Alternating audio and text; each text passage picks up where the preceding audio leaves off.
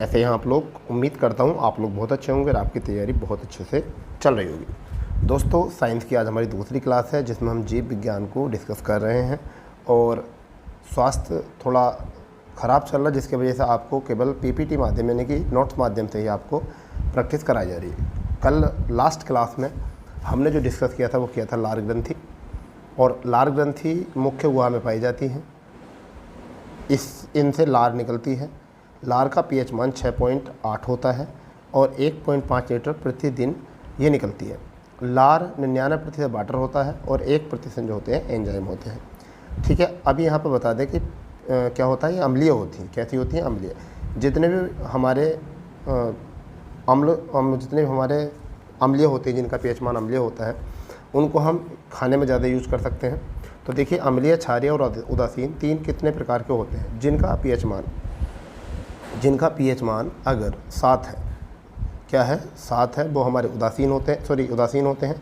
और 7 से अगर कम होते हैं, 7 से कम होता है तो उसे अम्लीय कहते हैं, और 7 से ज़्यादा होता है तब उसे हम क्षारीय बोलते हैं। अब इसमें एंजाइम होते हैं, और एंजाइम कौन कौन से होते हैं इनके बारे में थोड़ा सा हम डिस्कस करने वाले हैं। तो टाइलिन होता है। ठीक है, क्या होता है टाइलिन? इसका कार्य भोजन को निगलना, चिकना बनाना और स्टार्च का पाचन करना। जो स्टार्च होता है उसका पाचन करना होता है। फिर एक होता है लाइसोजाइम, ये बैक्टीरिया ख़त्म करता है। जो खाने के अंदर बैक्टीरिया आते हैं, ठीक है, उनको ख़त्म करने का काम करता है। तो आज जो हमारा टॉपिक है वो है अग्नाशय। ठीक है, इससे आगे जो कहानी है आज शुरू करते हैं। तो शुरू करते हैं आज की क्लास। अग्नाशय हम इसको बोलते हैं, ये हमारे शरीर की दूसरी सबसे बड़ी ग्रंथि है। तो यहाँ पर आपके दिमाग में आ जाना चाहिए कि पहली ग्रंथि जो है वो कौन सी है। तो पहली ग्रंथि जो होती है वो यकृत होती है। सबसे बड़ी ग्रंथि वही होती है। एग्जाम में क्वेश्चन आ सकता है कि सबसे बड़ी ग्रंथि क्या है, तो आपको यकृत बता देना है वहाँ पर। तो क्या आ जाएगा? यकृत आ जाएगा। चलिए हम बात करते हैं। हमारे शरीर की सबसे बड़ी ग्रंथि होती है अग्नाशय। एक तो होता है बाह्य स्रावित और एक होता है अंतःस्रावित। तो बाह्य स्रावित जो होता है वो क्या होता है? वो अग्नाशय रस होता है, जो हमारे बाह्य स्रावित से होकर एंजाइम के रूप में कन्वर्ट होकर अग्नाशय रस बन जाता है। फिर अंतःस्रावित में जो होते हैं, जो हार्मोन्स होते हैं। अब हार्मोन्स में भी क्या होता है, इनको थोड़ा सा आप समझेंगे। तो हार्मोन्स जो लैंग हैंगर्स की दीपिकाएँ होती हैं, उनको दो भागों में बांटा है। एक तो होती है अल्फ़ा सेल्स और दूसरी होती हैं बीटा सेल्स। ठीक है, तो एक तरफ तो होता है आपका ग्लूकाइगोन। क्या होता है? ग्लूकाइगोन। एक तो ग्लूकाइगोन हार्मोन्स होते हैं, दूसरे कौन से होते हैं? इंसुलिन हार्मोन्स होते हैं। तो अब इनके बारे में बात करने वाले हैं हम कि ये ग्लूकोन हार्मोन्स कौन से होते हैं और इंसुलिन हार्मोन्स कौन से होते हैं, किस प्रकार के होते हैं। तो ग्लूकाइगोन जो होते हैं हार्मोन्स, ये आपके सामने इनकी परिभाषा है। देखिए, ग्लूकोन हार्मोन जो होते हैं को ग्लूकोज में तोड़ता है, यानी ये क्या काम करता है? ग्लूकोज में तोड़ता है, तथा इसी का ग्लूकोज ही सप्लाई बॉडी में कर देती है। यानी कि जो ये काम करता है वो बॉडी में ग्लूकोज को सप्लाई करने का काम करता है, हम ऐसा समझ सकते हैं। ठीक है, आगे हम बात करने वाले हैं इंसुलिन। ये आपका मोस्ट है, जहाँ से परीक्षा में क्वेश्चन पूछे जाते हैं। अक्सर यहाँ से क्वेश्चन पूछे गए हैं आज तक परीक्षा में। आपको बिल्कुल घबराने वाली बात यहाँ से नहीं है। तो देखिए, क्या होता है कि इंसुलिन जो होती है, इंसुलिन हार्मोन, इसकी खोज बेंटिंग के नाम के वैज्ञानिक ने की थी। ठीक है, और इस सेंगर नामक वैज्ञानिक ने इसके मॉलिक्यूलर के बारे में इसकी बात खोज की थी। ठीक है, ये अमीनो अम्ल होता है। क्यों होता है? क्योंकि यहाँ पर अगर हम बात करें अमीनो अम्ल, यानी कि हमारे शरीर में 20 अमीनो अम्ल होते हैं, उन्हीं में से एक ये भी होता है। तो ग्लूकोज प्लस इंसुलिन क्या बन जाता है? ग्लाइकोजन बन जाता है। क्या बन जाता है? ग्लाइकोजन बन जाता है, जो स्टोर कहाँ होता है? लीवर में, यानी कि यकृत में स्टोर इन लीवर में ये स्टोर हो जाता है। ठीक है, आगे बात करते हैं। सीधा तो स्टोर नहीं होता है, ये भी नोट करने वाली बात है। ग्लूकोज जो है डायरेक्ट यकृत में स्टोर नहीं हो सकता। ठीक है, यानी कि इंसुलिन माइनस में होगा तो ग्लूकोज इन यूरिन प्लस में होगा। मतलब इसका मतलब क्या है? जब हमारे शरीर में इंसुलिन की मात्रा कम होती है, यहाँ से समझिए, जब हमारे शरीर में इंसुलिन की मात्रा कम होती है तो फिर हमारे क्या होता है? ग्लूकोज की मात्रा यूरिन में बढ़ जाती है, और जब यूरिन में ग्लूकोज की मात्रा बढ़ जाती है तो डायबिटीज़ नाम की एक बीमारी हो जाती है, जिसे हम कहते हैं शुगर, डायबिटीज़। अब यही हमने हिंदी में लिखा है इसमें कि इंसुलिन हार्मोन्स आवश्यकता से अधिक ग्लूकोज को ग्लूकाइजन में बदल देता है, तथा यकृत इसका संग्रह कर लेता है। जब अधिक मात्रा बन जाता है तो यकृत इसे स्टोर कर लेता है। आगे लिखा है इंसुलिन हार्मोन्स की कमी होने पर हमारे यूरिन में ग्लूकोज की मात्रा बढ़ जाती है, यानी ग्लूकोज की मात्रा बढ़ जाती है, जिससे शुगर की बीमारी हो जाती है। तो शुगर की बीमारी होने का कारण है इंसुलिन का ज़्यादा होना। ठीक है। इंसुलिन का ज़्यादा होना हमारे यहाँ शुगर की बीमारी का कारण बन जाता है। चलिए, अभी तक हमने पढ़ा है इंसुलिन के बारे में। जो क्वेश्चन आते हैं या आप यहाँ से निकाल सकते हो की पॉइंट, ठीक है, घबराने की कोई बात है नहीं। सारी जीव विज्ञान इन बायोलॉजी को हम पूरी तरीके से जो है आपको डिस्कस करेंगे, बहुत आसान और बहुत सिंपल वे में, ठीक है। अब बात करते हैं यहाँ से इंसुलिन के बाद अग्नाशय रस क्या होते हैं। तो अग्नाशय रस की बात करते हैं तो पीएच मान जो होता है 7.6 से लेकर 8.3 होता है। तो इनकी प्रकृति जो होगी वो क्षारीय हो जाएगी इनकी प्रकृति, तथा 1 लीटर प्रतिदिन निकलते हैं। यहाँ तक इतनी बात आपको याद रख लेनी है, यानी कि पीएच मान 7.6 से लेकर 8.3 और प्रकृति होती है क्षारीय होती है, तथा 1 लीटर पर डे निकलता है। अगर मैं बात करूँ एंजाइम की, तो इसमें कौन कौन से एंजाइम होते हैं, तो एक तो होता है एमाइलेज और दूसरा होता है लाइपेज और एक होता है ट्रिप्सिन। तो एमाइलेज, लाइपेज और ट्रिप्सिन के क्या कार्य होते हैं इनके बारे में बात करते हैं। कार्बोहाइड्रेट का पाचन करता है कौन सा, एमाइलेज। फैट, जो फैटी एसिड का पाचन करता है, बसीय अम्ल का पाचन करता है, फैट जो होता है तो उसका कौन करता है, लाइपेज करता है। और ट्रिप्सिन जो होता है बेटा वो क्या होता है, एक आपका अमीनो एसिड होता है जिसको हम ट्रिप्सिन बोलते हैं, ठीक है। पेप्टोन जो बोलते हैं उसको हम क्या बोलते हैं, एक अमीनो एसिड होता है और ये प्रोटीन का पाचन करता है। किसका काम करता है, ट्रिप्सिन प्रोटीन का पाचन करता है। तो इतनी बात हमने सीख ली है। अगर यहाँ हम नोट वाली बात देखें, हमने क्या नोट में किया है, अग्नाशय रस को पूर्ण पाचन रस भी कहा जाता है, यानी कि ये सारा काम जो है पाचन का करता है, इसलिए हम इसको क्या कहते हैं, पूर्ण पाचन रस भी कहते हैं। ये समझने वाली बात है। तो अभी तक हमने पढ़ा है अग्नाशय के बारे में, ठीक है। चलिए कोई बात नहीं, अब हम पढ़ेंगे यकृत, जिसको हम कहते हैं दूसरी, यानी सबसे बड़ी ग्रंथि पहली, दूसरी अग्नाशय थी तो पहली कौन सी होगी, अब यकृत होगी। यकृत को जिगर भी कहते हैं, कुछ अंग्रेज जो होते हैं लोग, जो बच्चे अंग्रेज होते हैं, बदामी बच्चे होते हैं, वो लीवर भी कह देते हैं। तो ठीक है, अब इसके बारे में देखते हैं यकृत क्या है। यकृत या जिगर कहते नहीं, मेरे जिगर पर जलन हो रही है, मेरे यकृत में जलन हो रही है, मेरे लीवर में दिक्कत हो रही है। तो ये जो होता है ना, ये थोड़ा पेचीदे टॉपिक हैं, इनको पढ़ना ज़रूरी है। ये सीधे सीधे क्वेश्चंस जो एग्ज़ाम में बनाते हैं। तो यकृत हमारे शरीर की सबसे बड़ी ग्रंथि है, जबकि दूसरी सबसे बड़ी ग्रंथि कौन सी है, अग्नाशय है। यह हमारे शरीर का सबसे भारी अंग भी है, बिल्कुल। इसका वजन 1.5 किलोग्राम है, ठीक है। टॉक्सिन्स रिमूव का काम करता है, यानी टॉक्सिन्स रिमूव का मतलब होता है जहरीले पदार्थों को हटाने का ये काम करता है। तो वेरी गुड, बहुत इंपॉर्टेंट चीज़ है। अगर हमारे शरीर के अंदर कोई भी अगर जहरीला पदार्थ जाता है, मतलब भोजन के साथ कुछ ऐसे पहुंच जाते हैं, बहुत सारी ऐसी चीज़ें होती हैं जो आजकल हम बहुत यूरिया खा रहे हैं, समझ गए, जैसे हम बहुत ऐसी दवाई चीज़ें यूज लगी हुई खाते हैं। तो मान के चलिए कि हमने किसी पदार्थ को, किसी सब्जी को बिना धोए अगर हमने यूज़ किया, तो उसमें जो मतलब जाते हैं जहरीली चीज़ें, उनको वो अलग कर देता है, ठीक है। और यहाँ पर क्या है, देखो, यह अमोनिया को यूरिन में बदल देता है। जो अमोनियम होते हैं ना, अमोनियम जो होते हैं, उनको क्या किस में बदल देता है, यूरिन में बदल देता है।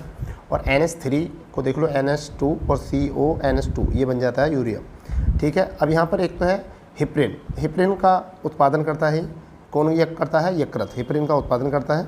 दूसरा, हिप्रिन क्या होता है, तो हिप्रिन होता क्या है ये भी पता होना चाहिए कि यकृत तो उत्पादन करता है इसका, परंतु हिप्रिन होता क्या है, ये रक्त, शरीर के अंदर रक्त को जमने नहीं देता, कि हमारे शरीर के अंदर जो रक्त होता है उसको जमने नहीं देता। और ये सब कौन करता है, ये कौन करता है, यकृत करता है। यकृत पैदा करता है। और यकृत किस चीज़ को पैदा करता है, हिप्रिन को। और हिप्रिन क्या काम करता है, शरीर के अंदर रक्त को जमने नहीं देता। फिर एक होता है कोलेस्ट्रॉल, ठीक है, ये भी बहुत इंपॉर्टेंट चीज़ है। कोलेस्ट्रॉल जो होता है, ठीक है, का उत्पादन करता है कौन, यकृत करता है। नोट, 75% कोलेस्ट्रॉल यकृत से उत्पादित होता है, प्रोड्यूस होता है, और 75% कोलेस्ट्रॉल जो है वो भोजन से प्राप्त होता है। तो ये भी अच्छा है, कोलेस्ट्रॉल जो होता है, ठीक है। तो अब यहाँ से बात करते हैं कि ये जो फंक्शन ऑफ कैलकुलेटर के जो होते हैं, इनके क्या काम होते हैं। एक और ये भी होता है कि कोलेस्ट्रॉल क्या करते हैं, सॉरी, फंक्शन ऑफ कोलेस्ट्रॉल का कार्य क्या होता है। कोलेस्ट्रॉल जो होते हैं, इसमें थोड़ा दिखने में गड़बड़ हो रही थी लिखने में, तो थोड़ा दिखा। यहाँ पे क्या है, लिंग हार्मोन का निर्माण जो है यही करते हैं, लिंग हार्मोन का जो है निर्माण करते हैं, और रक्त का संचार करने का काम यही करता है कोलेस्ट्रॉल, ठीक है। अब यहाँ पर एक इम्पोर्टेंट बात क्या है कि जब फैट बढ़ता है तो कोलेस्ट्रॉल की मात्रा बढ़ जाती है। क्या होता है, फैट जब बढ़ता है तो कोलेस्ट्रॉल की मात्रा बढ़ जाती है। और जब कोलेस्ट्रॉल की मात्रा बढ़ती है तो सीधे शब्दों में अगर हम आपको बताएं तो क्या होता है, हार्ट अटैक आ जाता है। क्या जाता है, हार्ट अटैक आता है। तो हार्ट अटैक आने का कारण क्या है, फैट बढ़ना। और फैट बढ़ने से क्या होता है, कोलेस्ट्रॉल की मात्रा जो है बढ़ जाती है। चलिए देखते हैं आगे इसमें नोट में क्या लिखा हुआ है, यही है क्या शायद, अच्छा यही देखिए है, यदि वसा की मात्रा ज़्यादा हो जाती है तब कोलेस्ट्रॉल की मात्रा बढ़ जाती है, जिससे कोलेस्ट्रॉल कोरोनी धमनी में जम जाता है, जिससे हार्ट अटैक का कारण बन जाता है। तो यही देखिए बना यहाँ से क्वेश्चन चौथा क्या था कि पित्त रस का निर्माण करता है। किसका निर्माण करता है? पित्त रस का निर्माण करता है। ये भी बात इंपॉर्टेंट है। कौन करता है? यकृत करता है पित्त रस का निर्माण। और pH मान जो होता है 7.9 से लेकर 8.6 तक होता है। ये क्षारीय होता है, क्योंकि 7.7 से लेकर ऊपर जिनका भी pH मान होता है वो क्षारीय होते हैं, और 7 जिनका pH मान होता है वो उदासीन होते हैं, और जिनका pH मान 7 से कम होता है वो अम्लीय होते हैं। ठीक है, 600 से 700 ml पर डे निकलता है पित्तरस। ठीक है, यकृत इसका उत्पादन करता है, ये बात ऊपर भी आ गई है। पित्तरस में इकट्ठा पित्ताशय में इकट्ठा होता है, और कई बार आपने देखा होगा जिसका पित्ताशय खराब हो जाता है उसकी भोजन पाचन क्रिया बेकार हो जाती है। तो देखिए यही कुछ ऐसा होगा। हाँ जी, ये देखिए पित्तरस में कोई एंजाइम नहीं होता है। ठीक है, इसमें लवण पाए जाते हैं। लवण कितने कौन कौन से? ग्लूकोकोलेट और एक टेरोकोलेट, ये 2 लवण पाए जाते हैं। इसका मतलब एंजाइम नहीं पाया जाता पित्तरस में। तो ये अच्छा है, आपको यहाँ से याद कर लेना है, इसको नोट कर लेना है अच्छे से।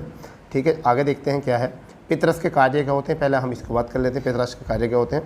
तो बेटा पित्तरस के कार्य होते हैं अम्लीय भोजन को क्षारीय भोजन में बदलना। ठीक है, ये अच्छा होता है, अम्लीय भोजन को क्षारीय भोजन में बदलना होता है। और एंजाइम को सक्रिय करता है, जो एंजाइम होते हैं उनको सक्रिय करता है। और इम्लीकरण करता है। तो इम्लीकरण क्या है? इम्लीकरण जो होता है, बसा जो होता है ना फैट, उसको छोटे छोटे टुकड़ों में बांटने को हम क्या कहते हैं? इम्लीकरण कहते हैं। ये भी हमें पता होना चाहिए, वैसे तो लिखा गया है ही हमारा। छोटे छोटे टुकड़ों में तोड़ना जो होता है वो क्या होता है? हमारा इम्लीकरण कहता है। अब बात आता है कि इसका रंग कैसा होता है, इनका रंग कैसा होता है। पित्त रस का रंग जो होता है वो येलोविन ग्रीन होता है, येलोविन ग्रीन, यानी कि येलो और ग्रीन दोनों मिलाकर होता है।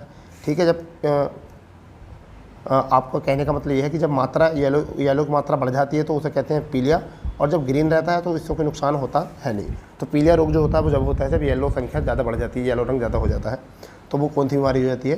वो पीलिया बीमारी हो जाती है यहाँ से। अब हमने यहाँ से पढ़ना है पित्त रस क्या होता है। अब ये कहाँ जमा होता है उसकी बात हम करते हैं। तो अभी बताया था कि पित्त रस कहाँ इकट्ठा होता है? पित्ताशय में इकट्ठा होता है। कहाँ पर होता है? पित्ताशय में। और उसी के ऊपर अब बात करने वाले हैं कहाँ होता है पित्ताशय और कैसे स्टोर होता है, सब बात बताते हैं आज। बिल्कुल शॉर्ट तरीके से आपका रिवीजन चल रहा है, और ऐसा रिवीजन चल रहा है आपकी साइंस का कि शायद आप इससे पहले आपने ऐसा एकदम तरीके से कॉम्बिनेशन नहीं देखा होगा कि आपको बड़ा प्यारा नोट्स मिला। और सॉरी, आप इसे कह सकते हैं पित्ताशय कह सकते हैं। इसमें पित्तरस जो होता है इकट्ठा होता है। अब देखिए पित्ताशय कहाँ होता है? ये यकृत होता है, और ये हमारा जो होता है पित्ताशय होता है। ठीक है, क्या होता है? पित्ताशय। तो यहाँ पर क्या होता है? ये जो दिखाया गया है पित्ताशय है। पित्ताशय में कई बार ऐसा होता है पथरी निकलने बन जाती है। कब बन जाती है? जब कोलेस्ट्रॉल की मात्रा बढ़ जाती है और कैल्शियम की मात्रा जब बढ़ जाती है, दोनों की मात्रा जब बढ़ जाती है, कोलेस्ट्रॉल और कैल्शियम की मात्रा बढ़ जाती है पित्ताशय में, तो पित्ताशय की पथरी बन जाती है। तो हर एक चीज़ जो पथरी की वजह भी क्या है? फैट ही है। क्योंकि फैट बढ़ेगा, कोलेस्ट्रॉल बढ़ेगा, कोलेस्ट्रॉल बढ़ेगा, कैल्शियम बढ़ेगा, और कैल्शियम बढ़ेगा तो पथरी हो जाएगी। तो यहाँ से तो पूरा पक्का पता है कि पित्ताशय में पथरी होना फैट है। आप अगर इन चीज़ों से बचना चाहते हैं तो आप अपने आप को फिट करिए, और पर डे 45 मिनट तो आपको मैं सजेस्ट करूँगा कि आप 45 मिनट जो है अपना वर्कआउट पर ध्यान दें। तो ये आ गया कोलेस्ट्रॉल तथा कैल्शियम की मात्रा अधिक होने में पित्ताशय की पथरी बन जाती है। अच्छा है, पथरी निकलने की क्रिया भी है, ऐसा नहीं है कोई चीज़ जब बनती है तो उसका उपचार क्यों नहीं होता। तो देखिए क्या है पथरी को निकालने की क्रिया क्या है? 2 क्रियाएँ यहाँ पर हम पथरी की निकालने की बताएंगे। कौन कौन सी क्रिया है?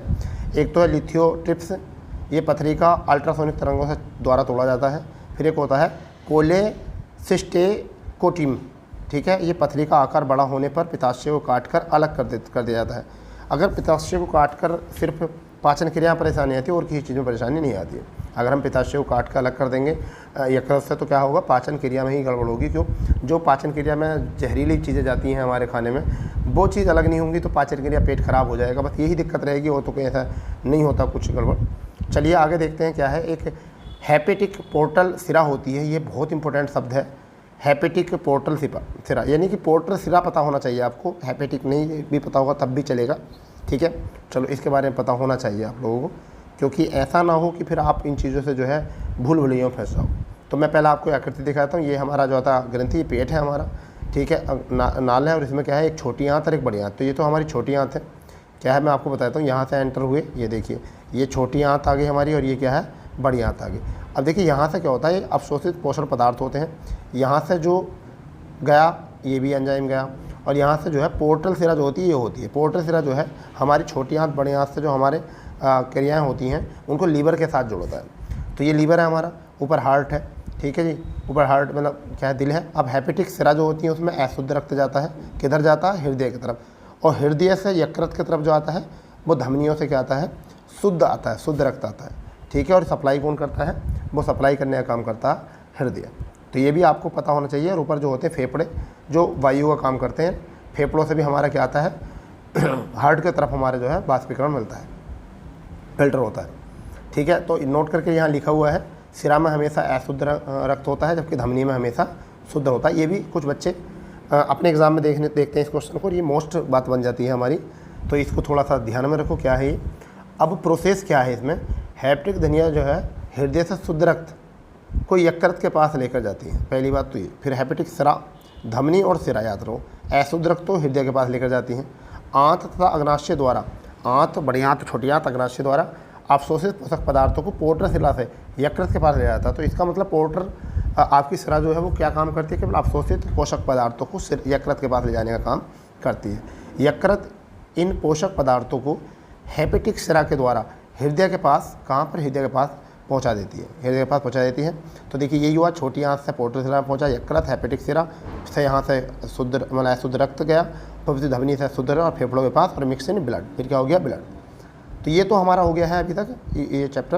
अब हमारा दूसरा चैप्टर शुरू होता है, नेक्स्ट चैप्टर, और नेक्स्ट चैप्टर में हमारा है पोषण, यानी कि न्यूट्रिशन जो हमारा होता है। ये बहुत बढ़िया चैप्टर है, यहाँ से बहुत ज़्यादा क्वेश्चन आते हैं, बहुत ज़्यादा क्वेश्चन हमने देखे हैं यहाँ से बहुत ज़्यादा इंपॉर्टेंट क्वेश्चन देखे हैं, क्योंकि पोषण से बहुत सारे क्वेश्चन बनेंगे, आपको आगे देखना, क्योंकि इसमें कार्बोहाइड्रेट आएगा, आपका प्रोटीन आएगा, ठीक है, बसा क्या होते हैं, ये सारी चीज़ें आपको यहाँ पढ़ने मिलेंगी, और यहाँ से क्वेश्चन अक्सर आता है। तो देखिए पोषण क्या है, पोषण एक ऐसी प्रक्रिया है जिसमें ग्रहण किए गए भोजन का प्रयोग ऊर्जा के रूप में शरीर के कार्यों का संचालन करने के लिए किया जाता है, ठीक है। वे पदार्थ जिनका प्रयोग पोषण में किया जाता है उन्हें पोषण पदार्थ कहा जाता है। तो देखिए क्या है यहाँ पर, बहुत अच्छा है, देखिए ये पूरा स्ट्रक्चर बना दिया गया है, क्या बना दिया गया है, ये दो, एक तो होता है बॉडी, फिर ओरिजिन करती है, एनर्जी बनती है, एनर्जी के बाद में पोषण पदार्थ बन जाते हैं, और उसको हम न्यूट्रिशन जो पढ़ते हैं, पोषण पदार्थ दो तरीके से बनते हैं। एक तो डबलेट ऑफ काउंटिंग जो हो जाती है न्यूट्रिशंस की, तो इससे मोटापा भी होता है, और पोषक पदार्थों की कमी से जो होती है वो क्या हो जाते हैं आपके, क्या होता है कि आपकी जो हिडन हंगर होती है, यानी भूख जो होती है, ठीक है, डाइटिंग जिसे कहते हैं, वो भी होता है। अधिक से मोटापा और कम से क्या होती है, डाइटिंग, ठीक है। अब पोषण पदार्थ जो होते हैं वो दो प्रकार के होते हैं, ये बहुत इंपॉर्टेंट है। ऊपर का तो चलो बेकार था, ऐसा कोई खास नहीं था, बट ये चीज़ जो है बहुत इंपॉर्टेंट है। यानी कि न्यूट्रिशंस जो होते हैं, पोषण पदार्थ जो होते हैं वो दो प्रकार के होते हैं, एक तो होते हैं कार्बनिक और एक होते हैं अकार्बनिक। तो ये बात समझने की बेटा, सबसे पहले आपके एग्जाम में क्वेश्चन देगा कि निम्न से कौन सा कार्बनिक पोषण पदार्थ है, फिर ये देगा कि निम्न से कौन सा कार्बनिक पदार्थ नहीं है। तो आपको यहाँ से करना है, कार्बनिक पदार्थ में कौन सा आपका, कार्बोहाइड्रेट कार्बनिक होता है, वसा कार्बनिक होता है, प्रोटीन कार्बनिक होता है, और विटामिन भी कार्बनिक होता है, चारों जो होते हैं कार्बनिक होते हैं। जबकि अकार्बनिक में क्या होता है, लवण होते हैं और पानी होता है, ये अकार्बनिक होते हैं, ठीक है। ये भी हमें पता होना चाहिए इनके सबके बारे में, कार्बोहाइड्रेट क्या काम करता है। तो कार्बोहाइड्रेट काम जो करता है हमारा, वो शरीर को एनर्जी देने का काम करता है। फैट जो है हमारे शरीर का मोटापा, आकार बढ़ाता है। प्रोटीन जो होते हैं, सॉरी वसा जो है, फैट, ये भी हमको एनर्जी देता है। और ये जो प्रोटीन होता है हमें क्या काम करता है, प्रोटीन हमारे शरीर में वृद्धि करता है, आकार में वृद्धि करता है। विटामिन जो हमको है मिनरल्स प्रोवाइड कराते हैं, क्या है मिनरल्स। लवण जो है हमारे शरीर में, पानी का अलग रोल है, ठीक है, कार्बनिक चीज़ें हैं। तो इनको अब अभी डिस्कस करते हैं हम एक एक करके, क्या क्या है इसका और क्या इनकी रचना होती है। अब यहाँ से देखिए बहुत इंपॉर्टेंट है कि जो आर्टिफिशियल शुगर होती है उसे सैक्रीन बोलते हैं। जो आर्टिफिशियल होती है वो क्या होती है, सैक्रीन होती है। और सबसे मीठा कृत्रिम पदार्थ सैक्रीन ही होती है, ये पता होना चाहिए, परीक्षाओं में देखने को मिला है क्वेश्चन, ठीक है। चलिए कार्बोहाइड्रेट को देख लेते हैं, क्या है कार्बोहाइड्रेट, ठीक है दोस्तों। कार्बोहाइड्रेट की बात करें तो देखिए ये जो कार्बोहाइड्रेट है उसको हम कार्ब्स बोल सकते हैं, कार्ब्स बोलते हैं, क्या बोलते हैं, कार्बोहाइड्रेट को कार्ब्स भी बोल सकते हैं शॉर्ट में।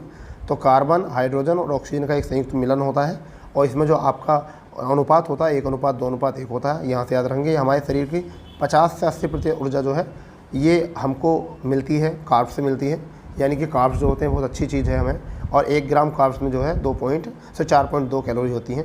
और यहाँ से 350 से 400 ग्राम कार्ब्स जो है प्रतिदिन हमें लेनी चाहिए, यानी कि हमें इतना करना चाहिए जब भी अच्छा होगा।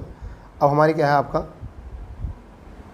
इसके फंक्शन यानी कार्य क्या हो सकते हैं, तो देखो कार्य क्या होता है, ये तुरंत ऊर्जा देता है और ये कार्य करने की क्षमता बढ़ा देता है, अच्छी बात है, ठीक है। टाइप ऑफ कार्ब्स, यानी कि कितने प्रकार के जो है कार्बोहाइड्रेट होते हैं, तो बस आपको यही याद रखना और कुछ नहीं।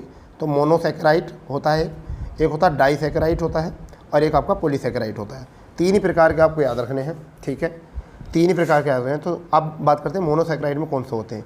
तो मोनोसैकेराइड में ग्लूकोज होते हैं, फैक्ट्रोज होते हैं और आपके गैलेक्ट्रोज होते हैं, गैलेक्ट्रोज। जबकि डाई सैकेराइड जो होते हैं, जो डाई सैकेराइड होते हैं वो कितने प्रकार के होते हैं, ये भी तीन होते हैं। सैक्रोज होते हैं, लैक्टोज होते हैं, माल्टोज होते हैं। तो लैक्टोज और सैक्रोज। अब पॉलीसैकेराइड जो होते हैं वो कैसे होते हैं, एक तो मांड होते हैं जिसे स्टार्च बोलते हैं हम लोग, और एक होता है आपका सेलुलोज। तो ये हमने ये भी ध्यान रखना है कि कौन से किस तरीके के हैं। अब यहाँ पर फैक्ट्रोज सबसे मीठा होता है, फैक्ट्रोज जो होता है वो सबसे मीठा होता है। तो कई बार यहाँ भी पूछा था मोनोसैकेराइड कितना होता है, ग्लूकोज होता है, फैक्ट्रोज होता है, ग्लूटोज होते हैं, ग्लूटोज, ठीक है। जबकि डाइसैकेराइड कौन से होते हैं, सैक्रोज होते हैं, लैक्टोज होते हैं और माल्टोज होते हैं। जबकि पॉलीसैकेराइड जो होते हैं वो मांड होते हैं जिन्हें हम स्टार्च बोलते हैं, और सेलुलोज होते हैं। ये इनको ज़रूर रखना। और क्या होता है, जो हमारे डाई होते हैं ये दो पदार्थों से मिलकर बने होते हैं, ये याद रखना। डाई सैक्रोड जो होते हैं, सैक्राइड जो होते हैं वो दो प्रकार से मिलकर, दो पदार्थों से मिलकर बने होते हैं, ठीक है। अब हम एक एक करके जो है इनके बारे में बात करते हैं कि इनके काम क्या होते हैं और ये हमारे शरीर के लिए क्यों उचित है। ग्लूकोज की अगर हम यहाँ बात करें तो ये तुरंत ऊर्जा देता है, और यह ये शहद और फलों से पाए जाते हैं, और रक्त में भी ये होता है। तो तीन बात यहाँ से याद रखनी है, ये तुरंत ऊर्जा देते हैं ग्लूकोज, शहद और फलों में पाया जाता है, और रक्त में भी ये होते हैं। फैक्ट्रोज की अगर बात करें तो सुक्रोज के पाचन से ये प्राप्त होता है। फैक्ट्रोज सुक्रोज के पाचन से सबसे मीठा होता है, और फल तथा गन्ने में पाया जाता है। तो क्या पाया जाता है, फैक्ट्रोज सबसे मीठा होता है, कहाँ से मिलता है, सुक्रोज से। कहाँ और भी होता है, फल और गन्ने में देखने को मिलता है इसको। तो दो हो गए अभी तक यहाँ से। अब हम बात करते हैं गैलेक्ट्रोज। गैलेक्ट्रोज क्या होते हैं, तो ये छोटा सा टॉपिक है। इसे लैक्टोज का पाचन होने से होता है। लैक्टोज के जो होते हैं दूध से जो मिलता है उसके पाचन से ही इसको प्राप्त किया जाता है।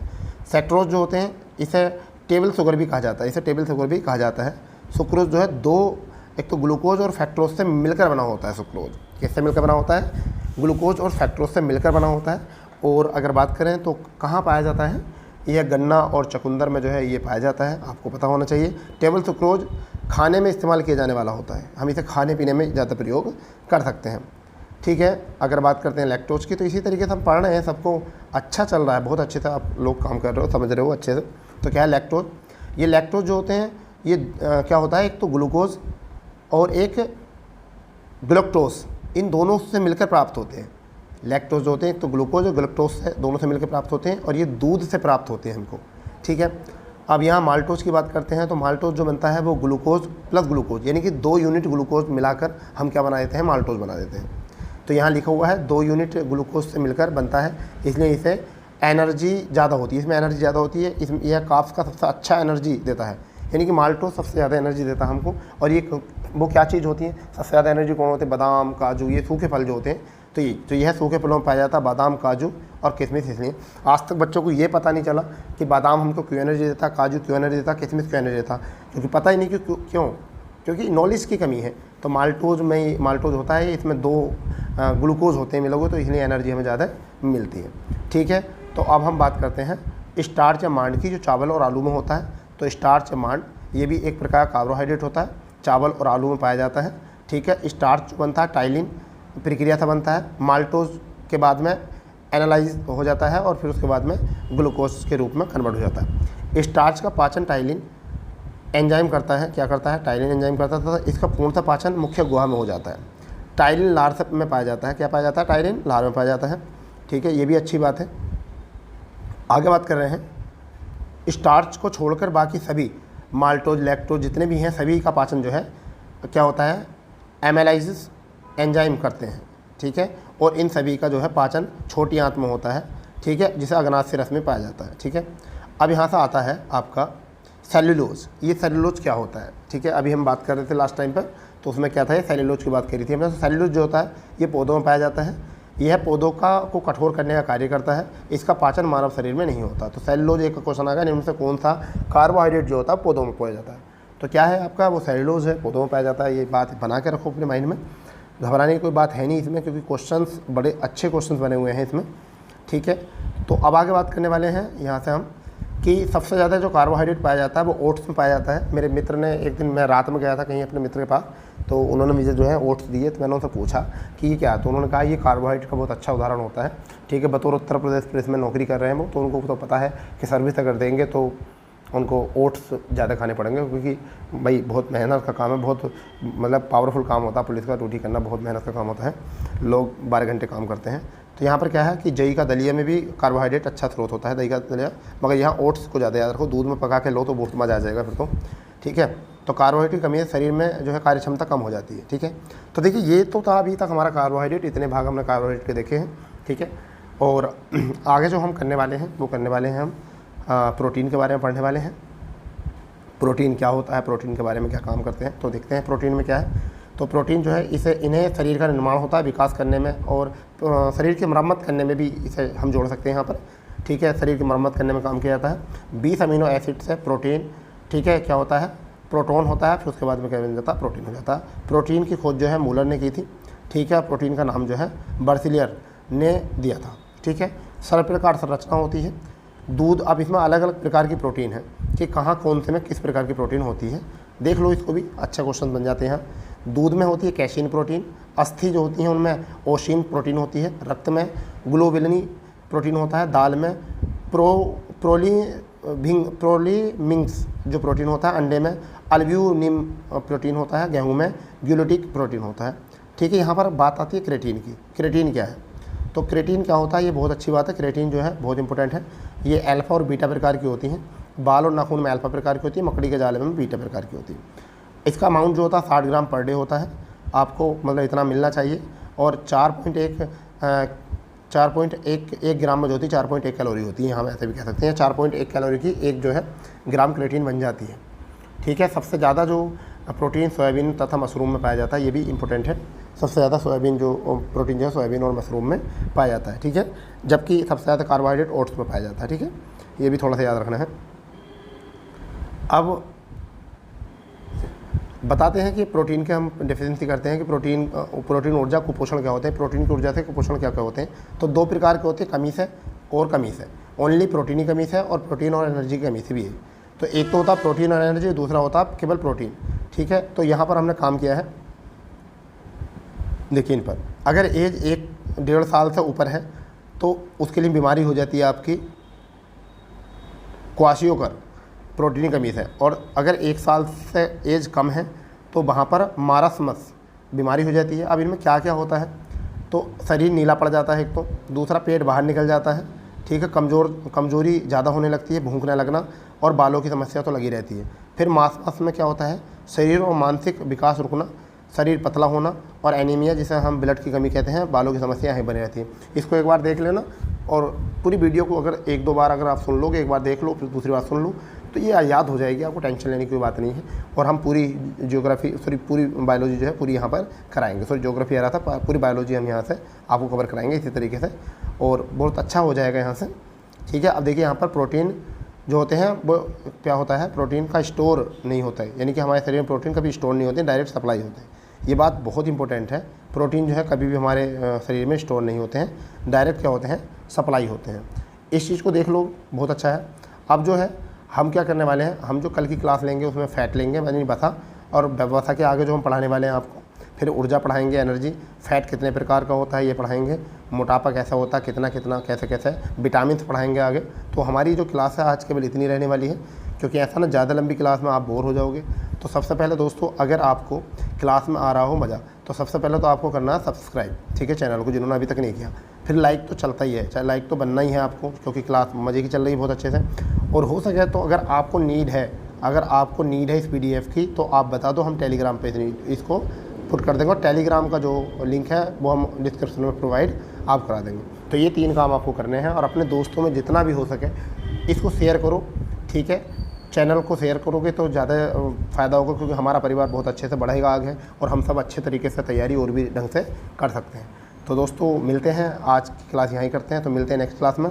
जय हिंद, जय भारत, वंदे मातरम। और हाँ, बहुत जल्दी हम जो है बोर्ड पर आएंगे, क्योंकि अभी थोड़ा तबीयत ख़राब है, इस वजह से बोर्ड पर अभी नहीं आ पा रहे, क्योंकि और क्लासें बना रखी हैं। मैथ की क्लास रोक दी गई कुछ 1-2 दिन, क्योंकि जब तक तबीयत ठीक नहीं होगी, जब तक 1 या 2 दिन मान के चलिए, फिर उसके बाद हम शुरू करेंगे वही क्लास। अभी तक आप उनकी क्लासों की प्रैक्टिस करो, ठीक है, क्योंकि अभी जो है ना बोर्ड पर आना उचित नहीं हो रहा है, क्योंकि बार फिर क्लास बीच में डिस्टर्ब होगी। अभी आज तबीयत बहुत मतलब कुछ ठीक है कल के अकॉर्डिंग। तो चलो मिलते हैं नेक्स्ट क्लास में। जय हिंद, जय भारत, वंदे मातरम।